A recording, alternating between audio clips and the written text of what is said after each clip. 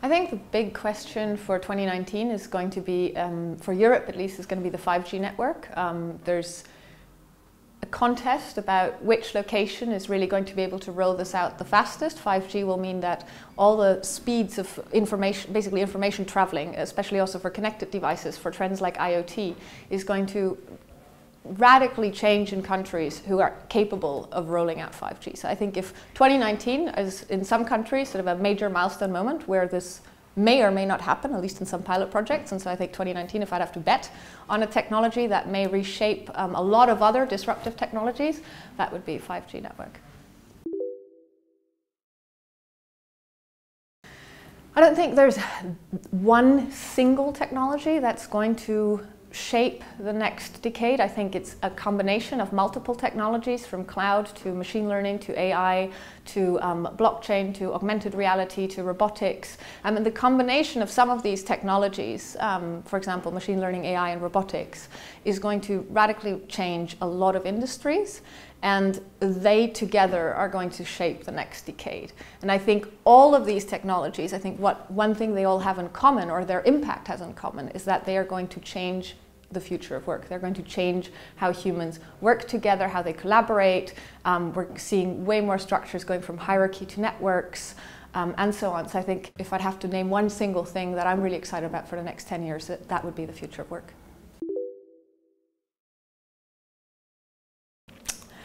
So that's how to get people excited is always a big one, especially about transformation projects and especially also about technology. And I think one key piece is that sometimes I have the impression that people feel like technology is kind of put upon them and they don't have a lot of shaping ability at all. They're sort of the victims of this technological change, and I think that is the wrong way of looking at it. I think the right way is to try to see, okay, what can this technology do, and to understand this technology is just a tool, and it is for you as a human to help shape this digital future that's about to unfold, and your contribution is much needed, and it's important that you engage.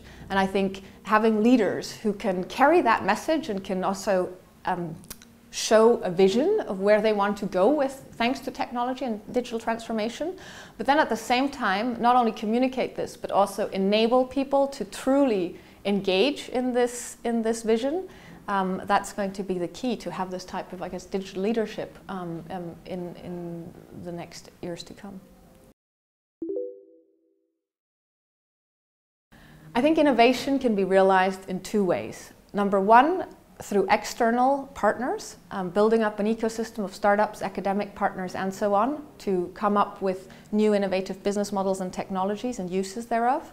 Number two, and the second way of doing it, of doing innovation, is to really enable your internal people to come up with their own ideas and to find ways to show them to leadership, to have entrepreneurship as one key initiative and part of your culture, where you try to get your employees excited about handing in ideas. And it's got a lot to do with also allowing failure, allowing experimentation, allowing playfulness, allowing people to connect maybe with people they usually wouldn't work with, and enabling in a way serendipity into the organization, and at the same time not punishing for failure, because failure it's really innovation means experimenting, and it means trying 5 times and it going wrong, and sharing how and why it went wrong openly and not feeling like you're going to be judged or punished for you sharing it. And in doing that, enabling the whole organization to learn. And the more you share success and failure openly, and you realize that all of it is just informing your ability to learn better as an organization, in doing that, transforming into a learning organization, that is the number one key for internal innovation to work.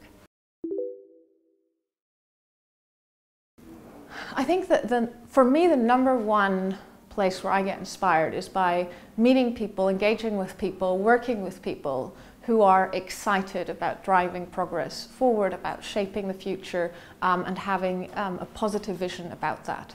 And I think whenever I find a group of people who in one way or another is working towards it and I can engage alongside with them, that inspires me endlessly.